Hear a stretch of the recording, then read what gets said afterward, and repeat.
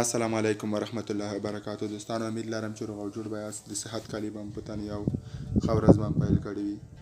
راځئ نن یو ځل بیا تاسو ته د انګلیسي ژبې نوې ویډیو جوړوو. زموږ نن ورځ د انګلیسي ژبې د حروفو اخرني 3 حروف چې پاتو هغه درته وایو. دا چې موږ تیر درس ویلی و، خدای دې وکړي چې تاسو په ښه ډول سره درس زده کړی وي او د انګلیسي توري مو ویلی وي. لومړی توری دی زموږ ایکس، دوهم توری وای او دریم توری دی زد. دا د انګلیسي د 26 حروفو اخرني 3 توري وو.